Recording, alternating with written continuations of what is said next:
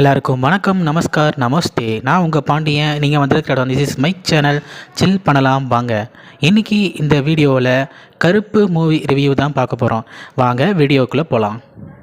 கருப்பு இந்த மூவியோட கதை என்னன்னு பார்த்தோம் அப்படின்னா, கேரளாவிலிருந்து அப்பாவும் பொண்ணும் தன் பொண்ணோட ட்ரீட்மெண்ட்டுக்காக சென்னைக்கு நகையோட 60 பவுன் நகையோட சென்னைக்கு ட்ரெயினில் வந்திருக்காங்க. அப்படி வந்த இடத்துல அவங்களோட செயின் திருட்டு போயிடுது. அந்த திருட்டு போன நகையை கண்டுபிடிச்சி கொடுக்கறதுக்காக போலீஸ் ஸ்டேஷனுக்கு வராங்க.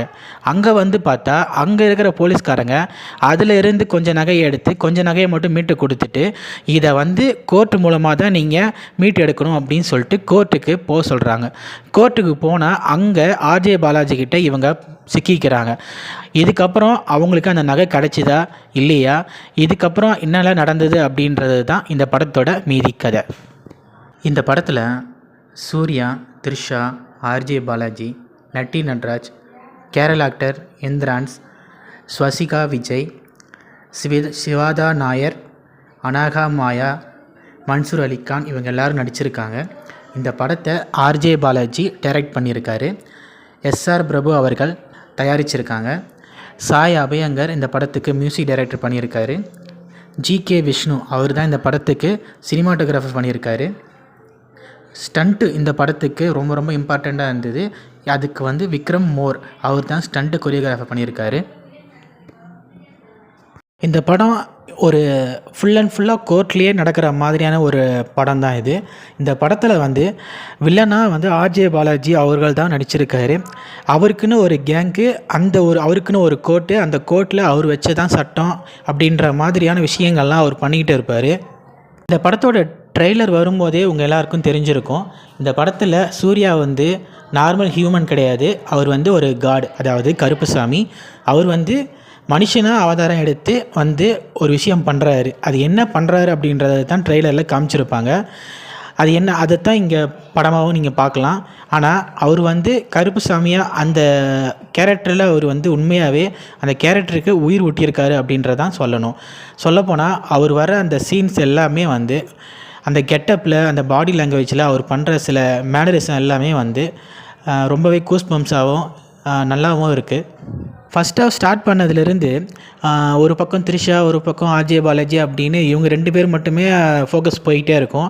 எப்படா சூர்யா சாரை காட்டுவீங்க அப்படின்ற மாதிரி எல்லோரும் எதிர்பார்த்துட்டு இருக்கும்போது ஒரு பீக்கான ஒரு மூமெண்ட், அந்த மூமெண்ட்டில் சூர்யா சார் என்ட்ரி கொடுப்பாரு. அந்த என்ட்ரிக்காக அவருக்கு அப்பப்போ ஒரு பில்டப் கொடுத்துக்கிட்டே இருப்பாங்க, ஒரு ஐப் ஏற்றிக்கிட்டே இருப்பாங்க. அதிலிருந்து ஒரு இம்பார்ட்டண்ட்டான ஒரு சீனில் அவருக்கு ஒரு இன்ட்ரோ கொடுத்துருப்பாங்க. அந்த இன்ட்ரோ உண்மையிலேயே ஆர்ஜே பாலாஜி சூர்யா சாருக்கு கெத்தாக ஒரு இன்ட்ரோ கொடுத்துருக்காரு. இது வரைக்கும் அவர் நடித்த படங்கள்லேயே இந்த படம் தி பெஸ்ட்டு அப்படின்னு சொல்லலாம். அதே போல் இந்த படத்தோட இன்டர்வல் சீனில் இன்டர்வல் சீனுக்கு முன்னாடியே ஒரு விஷயம் நடக்கும்.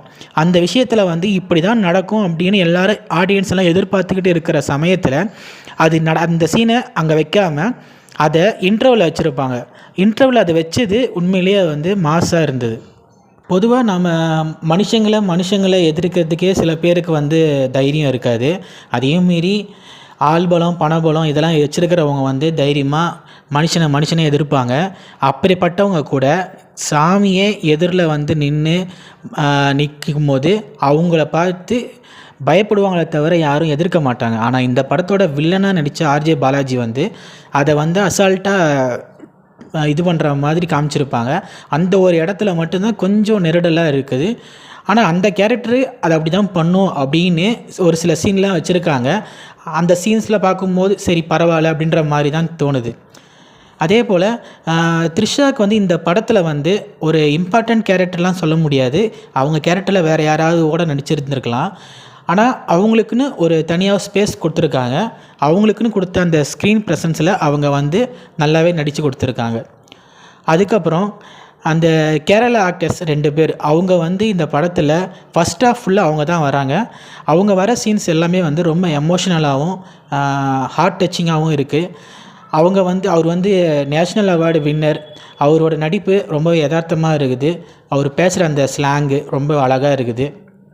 பொதுவாகவே கருப்புசாமி அப்படின்னா கோவக்கார கடவுள், நல்லவங்களுக்கு நல்லது பண்ணுவார், கெட்டவங்களை அடியோடு அழிச்சிருவார் அப்படின்னு சொல்லுவாங்க. அந்த ஒரு கேரக்டரில் நடிக்கணும் அப்படின்னா எந்த அளவுக்கு ஒரு body language, performance, dialogue delivery, அந்த கண்ணுலேயே அந்த கோவத்தை காட்டுறது, இது எல்லாமே எப்படி இருக்கணுமோ அது வந்து ஒரு பர்ஃபெக்டாக சூர்யா சாருக்கு அது பர்ஃபெக்டாக மேட்சாக இருக்குது. அதுலேயும் செகண்ட் ஹாஃபில் ஒரு குறிப்பிட்ட ஒரு சீனில் அவர் வந்து அந்த கருப்பு சாமியாக ஒரு விஷயம் பண்ணுவார். அது வந்து ப்ரீ கிளைமேக்ஸில் ஒரு விஷயம் நடக்கும். அந்த விஷயம் நடக்கும்போது கிட்டத்தட்ட அது காந்தாரா படத்தை தான் ஞாபகம் வச்சுச்சு. காந்தாரா படத்தில் ஒரு விஷயம் ஒன்று நடக்கும், அதே போல் இந்த படத்துலையும் எடுத்திருக்காங்க. நான் கூட என்னவோ அதை கொஞ்சம் சொதப்பிடுவாங்களோ அப்படின்னு எதிர்பார்த்தேன். ஆனால் அந்த மாதிரிலாம் எதுவுமே இல்லை. சூர்யா சார் வந்து ரொம்பவே மிரட்டி விட்ருக்காரு. அந்த சீன் வரும்போதெல்லாம் தேட்டரில் கூஸ் பம்ப்ஸ் அண்டு கிளாப்ஸ் தான். சூர்யா சார் வந்து அடிப்படையிலே ரொம்ப நல்ல மனிதர். அவர் வந்து கல்விக்காக மாணவர்களுக்கு எந்த அளவுக்கு நல்லது பண்ணுறாரு, உதவி பண்ணுறாரு அப்படின்றது எல்லாருக்கும் தெரியும். அப்பேற்பட்ட மனுஷனுக்கு வந்து ரொம்ப நாளாகவே ஒரு ஹிட்டு கொடுக்கணும் அப்படின்னு அவருக்கு இருக்குது.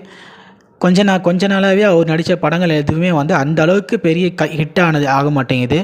அந்த வகையில் கொஞ்சம் வருத்தம் இருந்துச்சு. இந்த கருப்பு படம் ரிலீஸுக்கு வந்து ஏகப்பட்ட பிரச்சனைகளை ஃபேஸ் பண்ணி கடைசியில் ரிலீஸ் ஆகிருக்கு. இந்த கருப்பு படம் சூர்யா சாருக்கும் சூர்யா ஃபேன்ஸ் அவங்களுக்கும் ரொம்ப ஒரு ட்ரீட்டாக தான் இருக்கும். கண்டிப்பாக இந்த படம் சூர்யா சாருக்கு ஒரு பெரிய கம்பேக்ட் படம் தான். இதுக்கப்புறமாச்சும் சூர்யா சார் வந்து இந்த மாதிரியான படங்களை சூஸ் பண்ணி, கமர்ஷியலான படங்களை சூஸ் பண்ணி நடித்து கொடுக்கணும் அப்படின்னு நாங்கள் கேட்டுக்கிறோம்.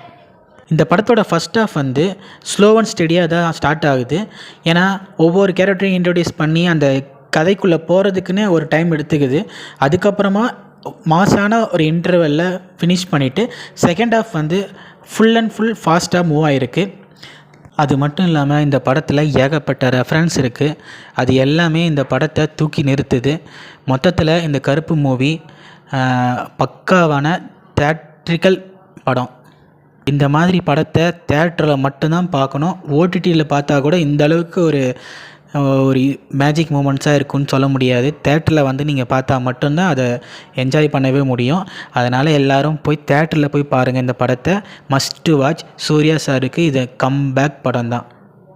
இந்த படத்தில் அடல்ட் கண்டென்ட்லாம் எதுவும் கிடையாது. அதனால் குழந்தைங்களோட போய் ஃபேமிலியாக தேட்டரில் போய் படம் பார்க்கலாம். இந்த வீடியோ உங்களுக்கு பிடிச்சிருந்தது அப்படின்னா லைக் பண்ணுங்கள், ஷேர் பண்ணுங்கள், சப்ஸ்கிரைப் பண்ணுங்கள். உங்கள் ஃப்ரெண்ட்ஸுக்கு இந்த வீடியோவை ஷேர் பண்ணுங்கள். உங்களோட கமெண்ட்ஸ் என்ன அப்படின்றது கமெண்ட் செக்ஷனில் சொல்லுங்கள். மீண்டும் சந்திக்கலாம். அது வரைக்கும் நான் உங்கள் பாண்டியன். மறக்காம சர்ப்ரைஸ் பண்ணுங்க. தேங்க்யூ.